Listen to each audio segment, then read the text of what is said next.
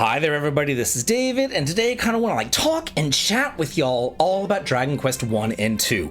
I did get some hands-on time, some early access time with both of the games, and I want to tell you all about them, especially because they told me to go to one place. I didn't listen. I went to my own places, I did my own thing, and now I'm going to report back to y'all exactly what happened, and I definitely do think that's for the sub, as I do try my hardest to level up my sub count this year. With your help and liking the sub, I just know that I can get there, so thanks so much for that. So, last week, Square Enix invited me out to their offices over in LA, and they said, hey David, if you want to, you can play Dragon Quest 1, and you can play Dragon Quest 2, and yeah, I'm like, duh, I'm jumping at the chance for this, so I flew on over to LA, and I got some hands-on time, and I even got a tour of the office too. It was really cool. Now, I've got to say, we were not allowed to record our own footage here, unfortunately, because, yeah, they had to go and they provided us this stock footage for all of us to use. So what I'm going to be talking about and the footage aren't going to exactly match, and I might use some stuff from the previous iterations of the game, the remake or the original game or whatever, just to explain things to you because I definitely went off the beaten track. We had roughly 15 or so minutes with the first game, and it started right after the opening cutscenes, and you basically were told to, leave Breckenary and then head on north to the cave and get the Token of Erdrick. And I'm like, no, that's boring. I want to go over to Cole, and I want to see, how far I could possibly get into the game.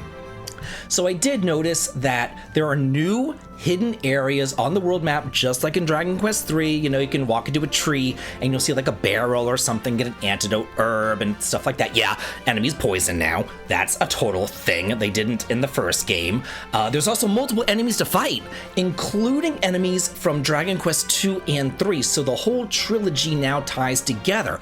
I saw the giant rat. I saw the bag of laughs. I saw enemies that were introduced in the second and the third game, now put into the first game. I also noticed that spell vulnerability is a thing. Whenever you're choosing a spell to cast, like the Sizz spell, that's new to the game because now you're fighting groups of enemies. You have a group hitting spell, formerly known as Fireball, and it'll let you know if the enemy is actually vulnerable to fire or not. It'll literally say vulnerable, and then there'll be like a little arrow pointing upwards saying, yeah, you're gonna deal extra damage. I also saw a Wayfarer Chapel that had an inn and like a nun there for like a save point and all that kind of stuff. I saw some ruins and I saw some brand new cutscenes on the way to Cole too.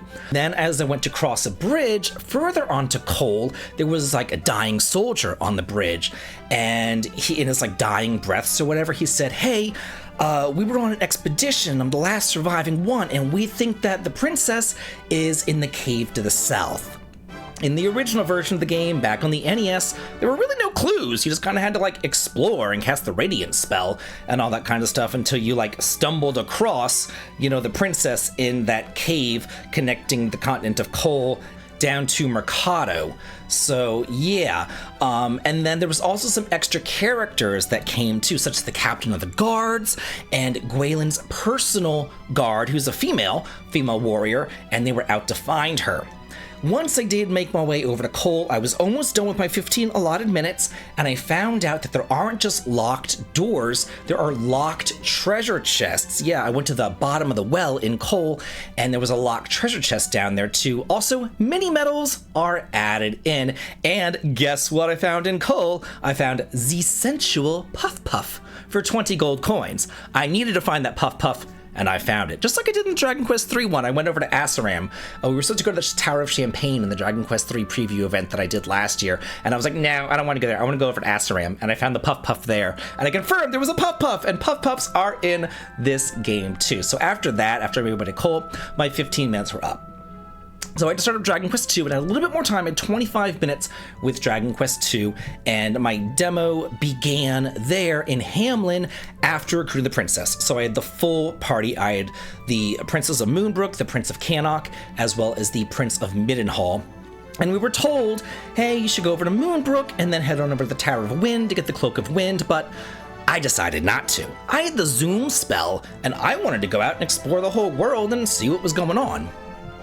I first started off by looking at the abilities for each of the different party members, and I saw that they added new abilities for the Prince of Cannock, including the Zap line of spells, as well as some new, like, thief-type abilities, like the Dodgy Dance, you know? That's the one that kind of robs MP from enemies, so he has that. And then the Princess of Moonbrook gained some merchant and thief-type abilities, like Dig, Nose for Treasure, and Call of the Wild from the Beastmaster thing. And I'm thinking, like, you know, she was a dog, so that does make sense that she would have kind of those, like, digging abilities like a dog, Nose for Treasure like a dog, Call of the Wild, you know, like a dog. So, like, that made sense to me. And then she has her normal spells and all that. And the Prince of Middenhall does have, like, the warrior type abilities that you've seen in future Dragon Quest games like Mercurial Thrust and Helm Splitter and things like that. There's also tons of extra stuff that has been added. I did go on over into Moonbrook, and there was a cutscene there, and you actually...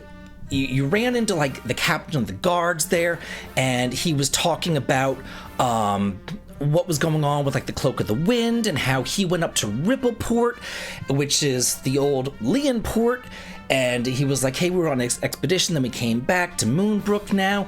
He also gives you the Thief's Key, which was not in Dragon Quest II. You actually got the Silver Key in the Lake Cave, so that begs the question, what do you now get in the Lake Cave if you don't get the first key there? Because you get the first key here in Moonbrook Castle, so I have to wonder how they changed that. And also, the Tower of the Winds, where you get that Cloak of Wind, has been locked. You can't enter it early, you have to enter it after getting that cutscene over in Moonbrook. Also, you can't actually move west, because I tried to be like, okay, well, screw this. I'm just going to go, you know, past Moonbrook and see what's going on over there, that desert area and all that kind of stuff, but you can't. You have to go and you have to receive proof of your identities from 3 of your homelands. So you have to go back to Middenhall, you have to go back to Cannock, you have to go back to Moonbrook. Whenever I went to Cannock, because I wanted to go there anyway, I found Princess Matilda, who is the Prince of Cannock's sister, who we saw in the preview trailer kind of joining the party, you know? But she was decked out in a very princessy dress, you know, a very frilly dress, you know, and all that.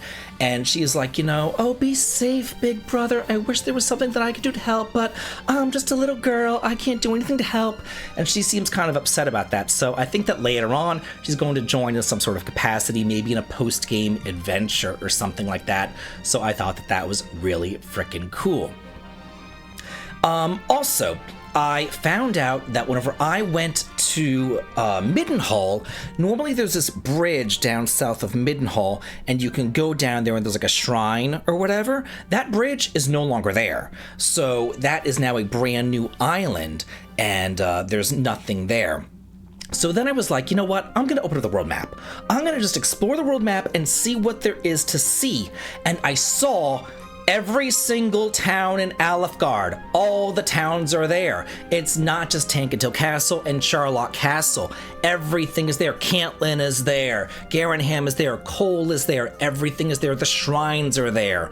All that kind of stuff. I also saw that an island south of the Baptismal Cave now has a shrine there that was never there.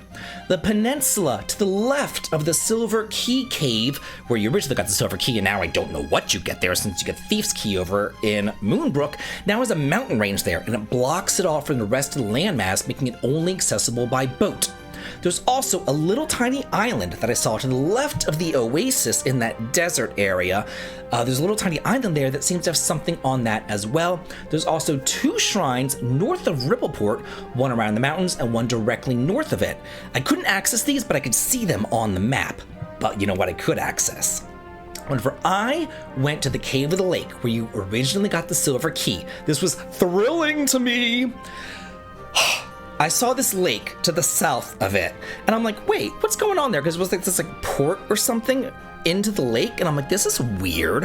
What's going on there? It reminded me of that lake in Dragon Quest III, where you like threw an item in and the spirit of Rubus appeared.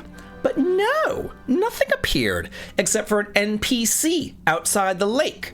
And he said something about like, there was an old legend here about this castle floating in the sky, this castle in the heavens that may one day land down on this lake.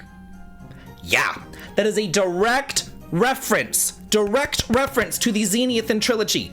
That is basically saying, folks, they're handing it to you on a silver platter. They're basically saying, yeah, we're talking about the Zenithan trilogy.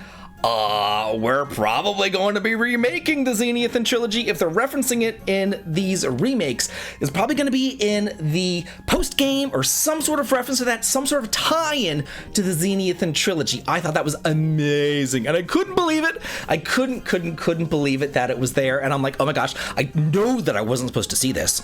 Because they didn't think that you'd be going back there. They had no reason for you to think that they're going back there, you know what I mean? Because they wanted you to go to, Moonbrook, the Tower of the Winds and all that. And I'm like, no. So yeah, how cool is that? Like, why else would they reference that if they weren't going to remake them? You know what I mean? I also saw that there was multiple difficulty modes, including the Tracky mode. It is back. And as well as a toggle switch that you can actually turn on to recover your HP and MP whenever you're walking. An October 30th release date, including a Switch 2 version. Voice acting will be in Japanese and English, and the time to beat both games, Dragon Quest 1 and 2, should be equivalent to the time to beat Dragon Quest 3. There was so much more, and I just wanted to share all of this with you, share my excitement with you, especially about that Zenithan trilogy reference, because that is killer, folks! That is killer! That is basically a confirmation of, yeah, we're getting the Zenithan trilogy, and I am stoked about this. Now I want to hear from y'all. What do you think about this in the comments? Let me know everything that you have to say, and have a good day.